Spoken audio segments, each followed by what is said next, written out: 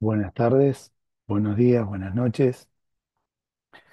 Queremos compartir con ustedes un tema que se desarrolla en el contexto del nivel uno de la certificación internacional para la Sociedad Internacional de Cineantropometría ISAC, que es nada más y nada menos que un tema por demás importante que se llama error técnico de medición. Básicamente, el error técnico de medición, como concepto general, es un fallo que se produce cuando uno eh, lleva a cabo una medición. Y básicamente está relacionado con la diferencia o el error que hay entre el valor que se mide y el valor real de esa medición. Ese es el concepto de base que está vinculado al error técnico de medición y que vamos a desarrollar en los próximos minutos a través de estas placas.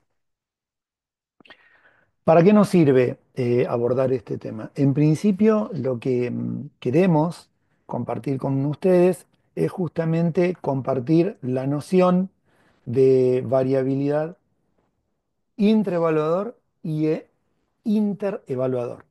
Por otro lado, vamos a revisar también los factores biológicos y técnicos que influyen sin lugar a dudas en esta variabilidad que se da en las mediciones que vamos a llevar a cabo, que llevamos a cabo. Y en tercera instancia, vamos a entender el proceso matemático por el cual se puede calcular el ETM o error técnico de medición y cómo este puede ser utilizado justamente para calcular eso que se denomina límites de confianza en el primer, segundo y desvío estándar y los intervalos de confianza. Bueno, partiendo de esto, vamos a ver qué errores se dan habitualmente en lo que es la antropometría. En la antropometría podemos encontrar errores que pueden afectar la precisión, que pueden afectar la exactitud y que pueden afectar la validez en un dato.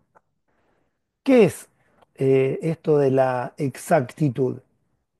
La realidad es que medir exactamente es medir lo que, no solamente lo que se debe medir, sino que sea exacta esa medición. O sea que en el lugar donde vayamos a llevar a cabo lo que fuera, la medición de un pliegue cutáneo, la medición de una longitud, la medición de un perímetro, cualquiera de ellas sea un valor exacto, lo más cercano justamente al valor real. Y la precisión lo que pretende es que los valores se acerquen uno al otro. Entonces, con lo que queremos lograr justamente cuando llevamos a cabo una medición es que el valor cumpla con estos dos requisitos, sea exacto y preciso. Ahora, ¿por qué pasa esto? ¿Por qué no son precisos ni exacto, ni exactos, perdón, los valores?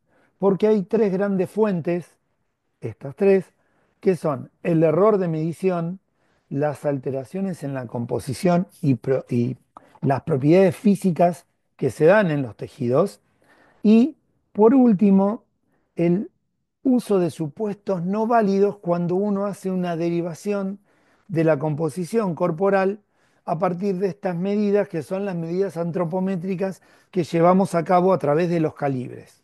Entonces, por un lado, tenemos que minimizar los errores que se pueden producir a partir de factores técnicos como el error en la técnica y el error en los instrumentos que utilizamos, que son los que vamos a trabajar a lo largo de toda la certificación, esto de minimizar los errores técnicos y, por otro lado, la utilización de herramientas que sean las más adecuadas para que no se produzcan justamente estos errores técnicos. Entonces, utilizar por un lado instrumentos que no sean instrumentos que puedan tener la capacidad de medir lo que queremos medir y tener la exactitud que tienen como tales, también va a ser una fuente de error.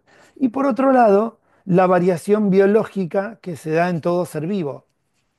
Por ejemplo, ustedes saben que cuando estamos en D de cúbito, dorsal, lateral o ventral, acostados en nuestras camas y nos levantamos, la presión que existe en D decúbito, la presión que existe en los discos intervertebrales que tienen un alto porcentaje, cerca del 80% de agua, cuando estamos en ese de decúbito, no existe gracias a la gravedad que cuando estamos en esa posición no afecta. Sin embargo, cuando nos paramos o yo estando sentado, ahora, frente a ustedes, la presión que ejerce la gravedad, los 9,8 metros sobre segundo al cuadrado, comprime a lo que está en el medio del cuerpo vertebral y el cuerpo vertebral, el disco intervertebral, y hace que exude una pequeña proporción del líquido intervertebral que está compuesto en gran parte por agua y haga que haya, entre otras cosas, una variación diurna de entre 1 y 2 centímetros de altura. 1 a 2 centímetros de altura. En gran parte se da justamente por esa presión que es ejercida cuando nos ponemos de pie o hacemos algún tipo de actividad o ejercicio físico y justamente esa pérdida de líquido hace que, entre otras cosas, sea una de las causantes de esta variación entre que nos levantamos y nos volvemos a acostar a la noche. Entonces, como decíamos recién, pueden los factores técnicos pueden derivar de un error técnico del evaluador o examinador, nosotros, porque desconocemos las técnicas, o sea, una formación inadecuada, un error en el material utilizado, dificultades técnicas de llevar a cabo la medición y errores que a veces parecen que no los vamos a cometer a la hora de registrar, sea manualmente en una proforma o a través de nuestro computador en la proforma digital. Por otra, digo, y a partir de ahí, ¿cómo hacemos para contrarrestar estos errores por parte nuestra? Con la formación, con las técnicas estandarizadas a la hora de llevar a cabo la medición, con la utilización adecuada, técnica y precisa de los instrumentos que también deben ser calibrados y les vamos a enseñar cómo y cada cuánto se deben calibrar cuando llevamos a cabo una serie de mediciones y la utilización de 2 o 3 medidas del pliegue cutáneo, del perímetro, de un diámetro o de una longitud. Entonces, por un lado los factores técnicos, como decíamos hoy, que había dos, factores técnicos por un lado y la variación biológica. La variación biológica puede tener que ver con la hora del día, que comentábamos recién. Uno de los factores puede ser la pérdida de o la exudación de agua de los discos intervertebrales, podría ser un causante o una causante. El día de la semana, y uno podría decir, ¿y en qué afecta el día de la semana? Supongan un deportista o una deportista que en el microciclo se denomina un periodo temporal que puede ir entre 3 y 7 días promedio, en una secuencia de planificación de un deporte. Entonces, dependiendo del día en el microciclo donde se encuentra esa persona, la carga de trabajo puede ser más aeróbica, más anaeróbica lactácida o más hipolactácida o alactácida, o puede tener cargas de trabajo de fuerza, o puede tener una planificación que tenga que ver con trabajo de flexibilidad. Todos esos factores influyen en que si es evaluado un día que entrenó por la mañana, tiene doble sesión el deportista o la deportista, y entrenó por la mañana un una baja intensidad, pero alto volumen, o sea, corrió mucho tiempo a intensidades de consumo máximo de oxígeno bajas, pero estuvo 1 hora llevando una actividad continua o ejercicio físico programado continuo o 2 horas, no, y lo evaluamos o le evaluamos a la tarde a esa persona, no es lo mismo si ese día tuvo un trabajo de carga en el gimnasio o si ese día por la mañana tuvo un trabajo de flexibilidad y llevamos a la tarde la evaluación. Todo eso va a influenciar en el día de la semana justamente y los resultados de justamente la variación biológica del sujeto pueden verse afectados. Por otro lado, ustedes saben que la ducha preevaluación también modifica, de alguna manera el ejercicio está muy vinculado a esto que les comentaba recién del día de la semana. El sauna, justamente saben ustedes cómo se pierde el líquido cuando uno está expuesto a esta situación de sauna y el ciclo menstrual en la mujer. Todo esto influye en esto, en la turgencia de la piel por el estado de hidratación. Y bueno, ¿en qué afecta? En el peso, masa corporal, en la altura, en los perímetros y en los pliegues cutáneos. Entonces, lo que hay que tratar de lograr cuando nosotros llevamos a cabo evaluaciones es minimizar esta variabilidad biológica que se puede llevar a cabo a través de esto. Tratar de que las condiciones ambientales, hora del día, día de la semana, ducha, ejercicio, sauna y ciclo menstrual, entre una evaluación y la otra, sean lo más similares posibles. ¿Van a ser iguales? Es muy poco probable, pero hay que tratar de que la variabilidad o la variación biológica sea lo menos afectada justamente por alguno de estos aspectos entre una evaluación y la otra. Entonces, lo que tratamos de hacer una de las cosas que tratamos de hacer para minimizar estos errores es duplicar o triplicar la evaluación sobre la misma medición, que no se hace una detrás de la otra. Después lo vamos a ver en el transcurso de la certificación, que primero se evalúa toda la serie de datos, pliegues, perímetros, diámetros, y después se repite en el mismo orden pliegues, perímetros y diámetros. O sea, no se toma el pliegue bicipital, inmediatamente el pliegue bicipital, y si vemos que hay mucha diferencia, volvemos a tomarlo inmediatamente la tercera medición del pliegue cutáneo del pliegue tricipital. Se hace con esta secuencia. Primero toda la secuencia de pliegues, perímetros, diámetros, pliegues, perímetros, diámetros, y después, o si observamos que hay mucho error, mucha diferencia entre la primera y segunda evaluación de un pliegue, de un perímetro o de un diámetro, o de los básicos, como talla, envergadura o peso, recién se vuelve a hacer una evaluación nuevamente. Por eso, como decía anteriormente, fíjense que acá lo que vamos a ver es cuándo es que se deben replicar o triplicar las evaluaciones. ¿Sí? Se hacen, por ejemplo, tres mediciones cuando la diferencia entre los pliegues cutáneos es mayor al 5%, cuando la diferencia es mayor al 1% entre el resto de de las variables evaluadas, y ahí es donde se toma como dato final la mediana. Y acá, a manera de recordatorio, recordemos que la mediana es el valor que tiene el 50% de los datos por encima y el 50% de los datos por debajo. Caso contrario a cuando hacemos dos mediciones, que en el caso de los pliegues se toma nuevamente o encontramos diferencias cuando es igual o menor a el 5%, cuando es igual o menor para el resto de las mediciones del 1%, ahí usamos la media. Ecuación de la media, sumatoria de x sobre el número de casos. Entonces, cuando son mediciones, utilizamos una de las medidas de tendencia central, que es la media, y cuando son tres mediciones, utilizamos otra de las medidas de tendencia central, que es la mediana. ¿Sí?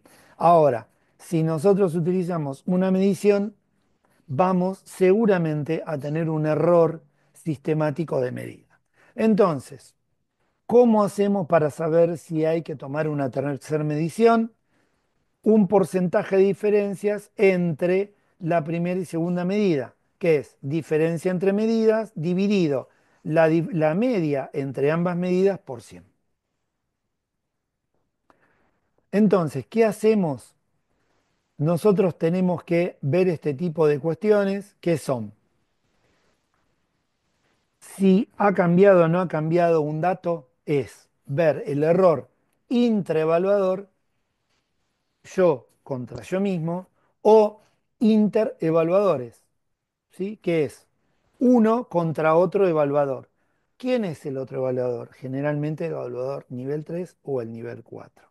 Eso hace que haya influencia justamente y tengamos que ver una y otra de las mediciones. Entonces, las diferencias de la medida, como decíamos también, pueden estar dadas por la variabilidad biológica, hora del entrenamiento, día de la semana, si hicimos una ducha antes, si hicimos un sauna, una dieta o el plan nutricional que se esté llevando a cabo, y otra de las cuestiones que influencia las medidas es si llevamos a cabo correctamente el protocolo, si calibramos bien nuestros instrumentos y las herramientas que utilizamos. Entonces, entonces, el error técnico de medición, sigla ETM, intra, es la vinculación entre la precisión y la fiabilidad. Entonces, este intra mide la variabilidad entre dos series de medidas de sujetos repetidas de una misma persona y la variación en medidas repetidas. La exactitud se da en el ETM interevaluador y es la variabilidad entre dos personas que toman una serie de medidas entre al mismo sujeto. Por ejemplo, alguna o alguno de ustedes que mida a uno de los sujetos y otra evaluación que midamos los niveles 3 al mismo sujeto y es la diferencia que hay entre la evaluación de ustedes y la evaluación que llevamos nosotros del mismo sujeto. Entonces, nosotros como niveles 3 o una persona nivel 4 ¿tiene un dato exacto? No, tiene una medición con una minimización del error y un acercamiento al valor real del sujeto. Lo que se espera para un nivel 1 o un nivel 2 es que estas mediciones que hacen ustedes sobre el sujeto A sean muy similares a las que llevamos a cabo nosotros niveles 3 o un nivel 4 con respecto a la medición que llevan a cabo ustedes. ¿Cómo se calcula el error técnico de medición? No lo van a sacar a mano. Nosotros les mostramos acá cómo se calcula, pero en realidad lo hace un software que tiene preparado la ISAC y nosotros les vamos a enseñar el procedimiento igual para que sepan cómo es la ecuación. El error técnico de medición se lleva a cabo entre esta ecuación, que es este símbolo, que significa sumatoria, la sumatoria de las diferencias elevadas al cuadrado sobre 2 por n. N es el tamaño de las muestras. Y cuando lo queremos expresar, el error técnico de medición, justamente expresado en porcentaje, es el error técnico de medición, esta ecuación, dividido la media, sumatoria de x sobre el número de casos, por 100. Al multiplicarlo por 100, pierde, recuerden, unidad y se convierte en un porcentaje. Habitualmente, para calcular el error técnico de medición, lo que se espera es que por lo menos haya 10 sujetos que sean evaluados. Vamos a mostrar una actividad. Supongan que tenemos 5 sujetos, sujeto 1, sujeto 2, sujeto 3, sujeto 4 y sujeto 5. Y hacemos evaluaciones de un pliegue, algunos de los pliegues. En el primer pliegue nos dan el sujeto 1 7 milímetros, acuérdense que los pliegues se miden en milímetros, la lectura que vamos a tener del calibre es en milímetros. Del sujeto 2 del mismo pliegue 9.3, 6.0, 13.6, 11.2. Y a los mismos sujetos les llevamos a cabo una misma evaluación, un mismo toma de pliegue, del mismo pliegue cutáneo, y le tomamos. Y nos da del sujeto 1 9.2, al sujeto 2 8.8, al sujeto 3 6.2, al sujeto 4 12.4 y al sujeto 5 le da 10.0. Entonces, vamos a ver cómo calcular de esto, de estas dos mediciones que le hicimos a cada uno de los sujetos, 10 mediciones, el error técnico de medición y el porcentaje. Entonces, esto que vamos a explicarle ahora puede utilizarse para esto. determinar los límites de confianza para una sola medida, evaluar y juzgar si se ha producido un cambio real entre la primera y segunda evaluación, no como en este caso que evaluamos al sujeto uno el pliegue cutáneo bicipital y se lo volvemos a tomar, sino supónganse que le hacen la medición al sujeto uno hoy y le vuelven a hacer después de aplicar un plan nutricional o un plan de entrenamiento o ambos de acá a 6 semanas y quieren evaluar al mismo sujeto después de haber llevado a cabo una intervención por las dos profesiones, eh, por él o la nutricionista o por él o el educador físico, y queremos ver a ver si hay diferencias significativas entre ambas evaluaciones. O podemos utilizarlo para reforzar los límites de confianza y ver si podemos mejorar la precisión. Entonces, acá vemos lo que se llama campana de distribución normal de Gauss, donde acá se ve la media, el primer desvío estándar positivo, el primer desvío estándar positivo, negativo, perdón, que equivale en realidad al 68,26%, 36% de los datos, el segundo desvío estándar negativo y el segundo desvío estándar positivo, que equivalen al 95% de los datos, y el tercer desvío estándar negativo y positivo, que equivalen al 99,7% de los datos. Entonces, cuando el error técnico de medición se encuentra en esta área azulada entre el primer desvío estándar negativo y el primer desvío estándar positivo, piensen ustedes que acá estaríamos en el orden del 34% hacia un lado y 34% hacia el otro, 68%. Estamos hablando que el primer error técnico de medición se aproxima a este límite de confianza que es el 68%. Si el límite, si se da entre el segundo desvío estándar negativo y el segundo desvío de estándar positivo, el nivel de confianza se aproxima al 95%. Ahora, si se da entre el tercer desvío estándar negativo y el tercer desvío estándar positivo, nos da una, un error que tiene un límite de confianza muy alto, que es desde el 99,7% de confianza. Eso significa que queda solo, piensen ustedes, un 0,3, un 0,3 de error de límite de confianza, o sea, sería altísimo. Entonces, vamos a ver un ejemplo, como está puesto en esta placa. Supónganse que miden una deportista que le tomamos el pliegue tricipital, pliegue que se encuentra en la cara posterior del eslabón brazo, que va desde la articulación escapulohumeral al codo. Bueno, tomamos en la cara posterior el tríceps y nos da 9,3 milímetros la toma del pliegue cutáneo. Y el ETM, el error técnico de medición de ese antropometrista que mide, es de 0,3. Entonces nosotros queremos ver cuál es esto, los límites de confianza para este atleta. Y hacemos lo siguiente. 9,3 milímetros le daba el pliegue cutáneo tricipital a ese deportista cuando lo medimos, y el error técnico de medición era de 0,3, que era este límite de confianza.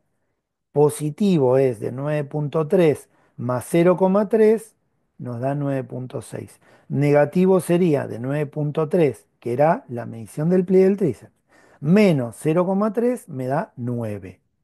O sea que el límite de confianza para el primer desvío estándar, positivo y negativo, que es el 68% del área, estaría entre 9 milímetros y 9,6 milímetros. Ahora, si nosotros queremos establecer un nivel de confianza del 95%, deberíamos de hacer lo siguiente. El pliegue del tríceps era 9,3 menos 0,3 menos 0,3 nos daría 8,7. ¿Por qué 0,3 menos otra vez 0,3? Porque son dos desvíos estándar hacia la izquierda.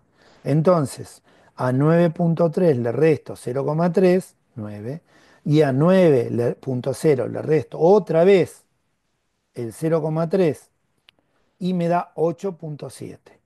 Si quiero establecer el límite de confianza en el 95%, segundo desvío estándar, pero positivo, a 9,3 le sumo el 0,3 y me daría el primer límite de confianza para el 68% del área, que es 9,6 que habíamos visto hoy.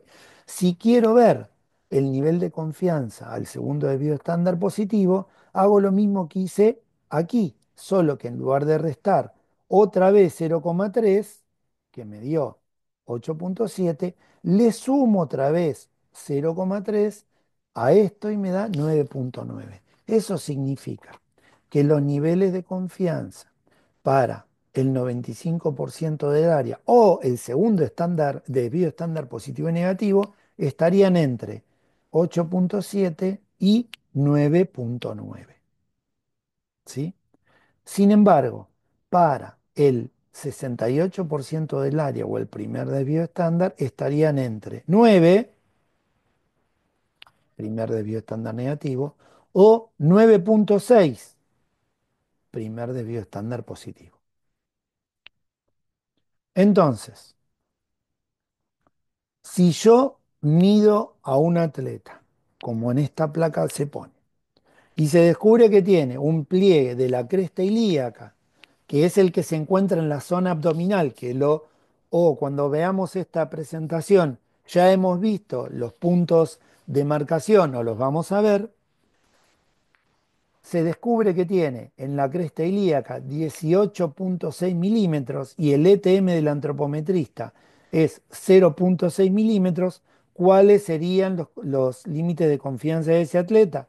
Para el intervalo de confianza del primer desvío estándar positivo al primer desvío estándar negativo, que era el 68%, el límite estaría entre 18,0 y 19,6. El segundo, el 95% de intervalo de confianza, es el segundo desvío estándar, que vendría el primero y después el segundo, entre 17,4 y 19,8, y en el 99,7%, que era este 99,7%, que es el tercer desvío estándar, entre 16,8 y el 20,4. Entonces,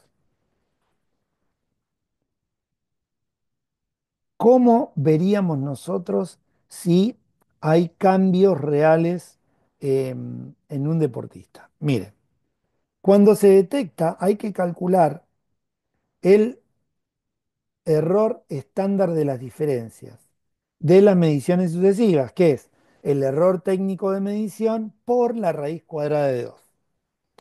En el segundo paso, calculamos esto, el error técnico de medición por la raíz cuadrada de 2, y en este caso puntual vamos a utilizar el 68% del intervalo de confianza. Acuérdense que es el primer desvío estándar positivo y negativo. Y el tercer paso es calcular el 95%, que es el segundo desvío estándar positivo, perdón, el intervalo de confianza del 95% equivale al segundo desvío estándar negativo y al segundo desvío estándar positivo. Acá, al igual que aquí, al igual que aquí, lo que nosotros vamos a ver es que si en el rango calculado no, no se incluye el valor cero, el cambio de la persona que evaluamos, supónganse hoy, y dentro de 6 semanas, cuando se aplicó un plan nutricional, cuando se aplicó un plan de preparación física, cuando se hizo un entrenamiento determinado. Si yo hago una medición de pliegues, perímetros o diámetros y la diferencia entre la evaluación 1 y la evaluación 2, con 6 semanas de diferencia, supónganse un mes y medio, encontramos que en cada variable que evaluemos, el rango calculado no se incluye el valor cero, el cambio entre una medición y la otra, o la primera y la segunda, el cambio es significativo. Y en estadística, significativo tiene un peso muy importante. Quiere decir que el cambio sí tuvo una significancia estadística. Y veamos un ejemplo. Supónganse que son 3 meses, son 9 semanas, ¿sí? Perdón, 12 semanas. 3 meses, 12 semanas. Medimos el pliegue de tricipital que nos daba 9,3 y a las 12 semanas, a los 3 meses, nos da 8,5. Y habíamos puesto como ejemplo que el error técnico de medición era de 0,33 milímetros. O sea que la diferencia entre la última evaluación y la primera evaluación, primera evaluación, es de negativa, porque disminuyó ese pliegue, 0,8 milímetros. Entonces, aplicamos esta ecuación que habíamos hablado recién, esta, que es el error estándar de las diferencias, que era el error técnico de medición por la raíz cuadrada de 2, el error técnico de medición 0,33 por la raíz cuadrada de 2 y nos da 0,47. Entonces, encontramos que si el error este era de 0,47 para el 68% y pasa a ser por 2 porque acuérdense que iba hacia el segundo debido estándar, 0,94 para el 95, encontramos que en el primer rango de área al 0,8, que era esa diferencia entre la segunda evaluación 8,5 y la primera evaluación 9,3, nos daba 0,8 menos negativa, que acá no lo ven, pero es negativa, acá sí se ve. Si le restamos para obtener el límite inferior del área del 68%, nos da, primer desvío estándar, menos 1,3 y le sumamos a menos 0,8, 0,47 y nos da 0,3 acá, para el segundo intervalo de confianza, que es el 95%, hacemos lo mismo por 2 y nos da menos 0,17 y acá nos da negativo, ¿no? Segundo. Y acá nos da positivo. Entonces, repasando lo que les acabo de decir, el 68%, esta área, primer debido estándar positivo, primer debido estándar negativo. Del intervalo de confianza para el cambio real se encuentra entre 1,3 y 0,3. El intervalo no incluye el cero, o sea que hay un 68% de probabilidades de que se produzca un cambio real. Ahora, en el intervalo de confianza del 95%, que es de 1,7 perdón, de 1,7 a menos 0,1, el intervalo de confianza incluye al cero. Hay un 95% de probabilidades de que no se produzca un cambio real. O sea, al 68% hay probabilidades de que se produzca un cambio, pero al 95% del intervalo no, o sea, hay un 95% de probabilidades que no se produzca un cambio real. ¿Sí? Entonces, acá lo que observamos justamente es ese cambio que se produce o que no se produce dependiendo si lo tomamos al primer desvío estándar o al segundo desvío estándar. Acá lo vemos al 68, que dijimos que sí, sí, pero al 95 decíamos que hay un 95% de probabilidades que no se produzca un cambio real. ¿Sí? Bueno, acá lo que observamos es un ejemplo de una gimnasta de élite. Se le miden la sumatoria de los 7 pliegues, o sea, se toman 7 pliegues y se suman la totalidad de ellos.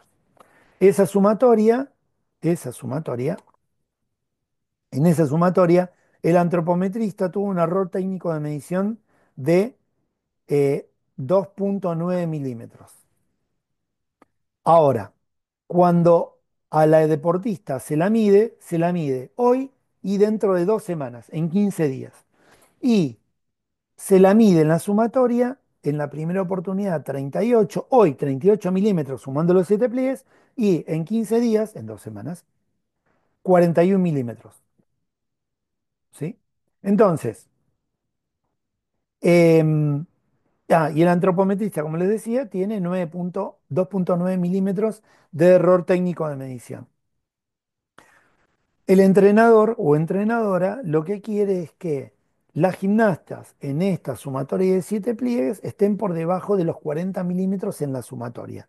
Entonces, si observamos que en la segunda evaluación eh, se midió la sumatoria y dio 41, la pregunta es, ¿puede el entrenador concluir que el verdadero valor de la sumatoria de los 7 pliegues superaba los 41 milímetros en el momento de la medición? Entonces aplicamos todo lo que vimos recién.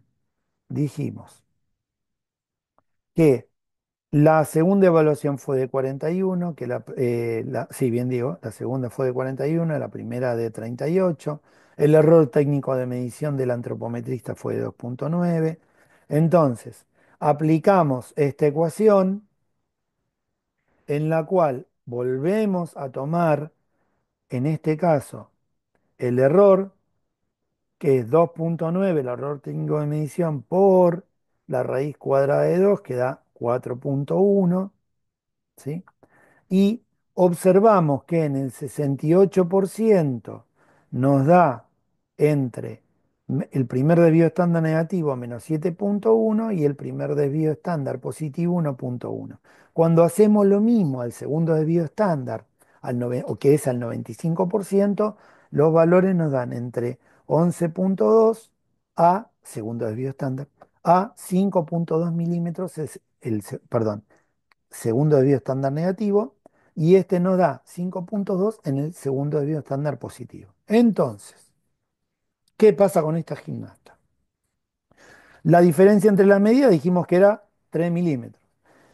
El 68% del intervalo de confianza fue entre 7,1 y 1,1. 7,1, primer desvío estándar negativo, el 68%, y 1,1 milímetros. El intervalo de confianza incluye el cero. Entonces, en este caso, hay un 85% de probabilidades de que no se produzca un cambio real. Vamos al caso del 95% del área. El intervalo de confianza es del 95% para el cambio real y en este caso va de menos 11,2 a 5,2. El intervalo de confianza incluye al cero. Bien, vean, ¿sí? Entonces, hay un 95% de probabilidades de que no se produzca el cambio real. ¿Qué vemos acá en común? Que en ninguno de los dos casos, ni al 98, ni al, eh, perdón, ni al 68, ni al 95%, se produce un cambio real. ¿Por qué? Porque incluye al valor cero. Incluye al valor cero e incluye al valor cero. Entonces, si nosotros queremos utilizar justamente de manera eficaz nuestros datos antropométricos, tenemos que tener en cuenta siempre el error técnico de medición, tanto sea intra como interevaluador. Y siempre, siempre se aconseja, se sugiere que utilicemos los desvíos estándar, el primero, que es el intervalo de confianza del 68%, o el segundo desvío estándar negativo y positivo, que es al 95%, para detectar si hay o no verdaderos cambios. Bueno, acá les dejamos la bibliografía que pueden tener para poder justamente referenciar uno de estos libros. Nosotros se los dejamos en el Drive para que lo puedan ver. Así que sin más, cuando estemos en presencia física, nos pueden hacer consultas o preguntas acerca justamente de los temas que hemos desarrollado sobre el error técnico de medición.